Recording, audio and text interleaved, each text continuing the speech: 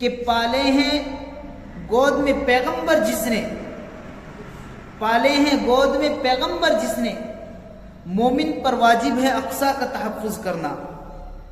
یہ مسجد اقصی جو فلسطین کے اندر موجود ہے، یہ کوئی معمولی مسجد نہیں ہے۔ اس زمین کے اوپر سب سے پہلے اللہ کا گھر خانہ کعبہ بیت اللہ ہے۔ اللہ کے نبی سے پوچھا گیا، اس کے بعد اللہ کے نبی نے فرمایا مسجد اقصی۔ کتنے زمانے کے بعد؟ 40 سال کے بعد مسجد اقصی کو اس زمین پر خانہ کعبہ کے 40 سال بعد بنایا گیا تھا۔ بیت اللہ کے 40 سال بعد مسجد اقصی کو بنایا گیا تھا۔ یوں ہی نہیں مسلمانوں کے دل دھڑکتے مسجد اقصی کی خاطر، ہزاروں بلکہ اس سے بھی زیادہ انبیاء علیہم السلام کو اس سرزمین فلسطین نے اپنی گود میں پالا ہے۔ اس نے اپنے سینے پر ان کو سوار کیا ہے، اور ہزاروں انبیاء علیہم السلام اس مقدس زمین کے سینے میں مدفون ہیں۔ کوئی معمولی زمین نہیں ہے۔ یوں ہی نہیں پورے عالم کے مسلمانوں کے دل اس مسجد اقصی کے واسطے، فلسطین کی زمین کے واسطے دھڑکتے۔ یوں ہی نہیں اس زمین کو ارض مقدس کہا گیا۔ کیوں اس کو بیت المقدس کہتے ہیں؟ مقدس پاکیزہ کے معنی میں آتا ہے، وہ پاکیزہ گھر ہے، وہ ارض مقدسہ مقدس زمین ہے۔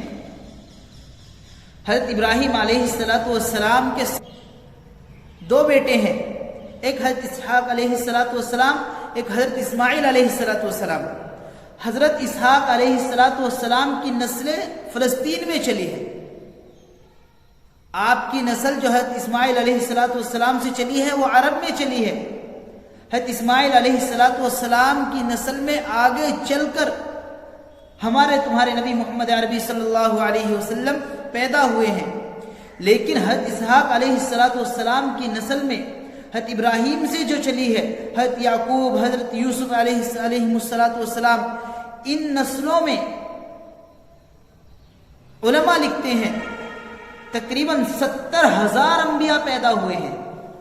کہاں ہیں وہ 70,000 انبیاء؟ اس ارض مقدسہ میں مدفون ہیں۔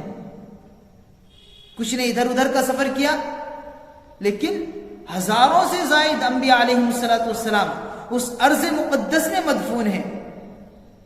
کوئی معمولی زمین نہیں ہے وہ۔ ویسے ہی نہیں پوری زمین کے مسلمانوں کے دل اس کے واسطے دھڑکتے۔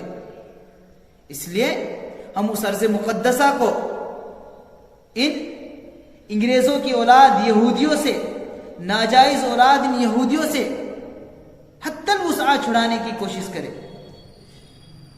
ہم دعائے خیر کریں ان فلسطینیوں کے واسطے، ہم دعا کریں اس ارض مقدسہ کے واسطے،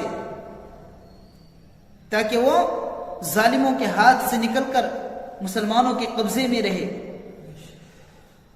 تاریخ بڑی ہے، اس زمین پر ایسا کارنامہ انجام دیا گیا جو حضرت آدم علیہ السلام سے لے کر قیامت تک کسی اور زمین کے حصے پر وہ کارنامہ انجام نہیں دیا جا سکتا۔ نہ اس سے پہلے دیا گیا، نہ اس کے بعد دیا گیا، نہ کبھی دیا جائے گا۔ ایک ایسا کارنامہ وہاں انجام دیا گیا جو اس کے بعد کبھی نہیں کہیں انجام دیا گیا۔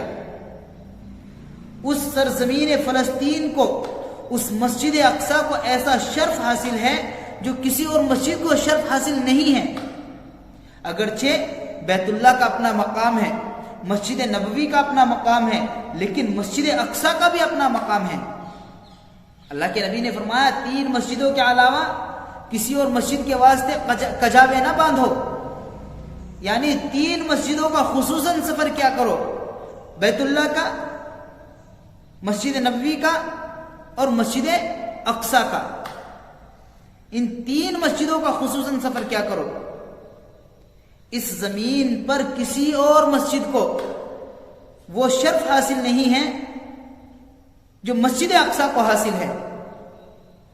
خانہ کعبہ، بیت اللہ، مسجد حرم کا شرف اپنی جگہ ہے، مسجد نبوی کا شرف اپنی جگہ ہے، لیکن معراج کی رات میں تمام انبیاء علیہم السلام نے اللہ کے نبی صلی اللہ علیہ وسلم کی اقتدا میں جو نماز ادا کی ہے وہ مسجد اقصی میں ادا کی ہے.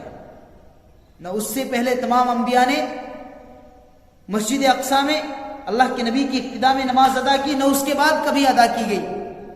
یہ ایک ایسا مسجد اقصی کو شرف حاصل ہے جو کسی اور مسجد کو حاصل نہیں.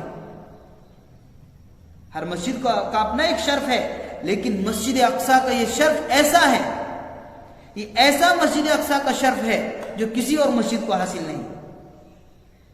میرے محترم دوستو، مسجد کوئی معمولی مسجد نہیں ہے. یہ مسجد کوئی معمولی مسجد نہیں ہے، اس زمین پر دوسرے نمبر کی مسجد ہے. یعنی بنانے کے اعتبار سے، تعمیر کے اعتبار سے دوسرے نمبر کی مسجد ہے. اگرچہ پہلے نمبر کی مسجد خانہ کعبہ، دوسرے نمبر کی مسجد مسجد نبوی، تیسرے نمبر کی مسجد مسجد اقصی ہے، لیکن تعمیر کے اعتبار سے پہلے نمبر پر خانہ کعبہ مسجد حرام تعمیر ہوئی، دوسرے نمبر پر مسجد اقصی تعمیر کی گئی. تو ہم مسجد اقصی کے واسطے دعا بھی کریں، ہم حتی الوسع کوشش بھی کریں تاکہ ظالم وہاں سے چلے جائے اور مسجد اقصی مسلمانوں کے قبضے میں رہے، آزاد رہے.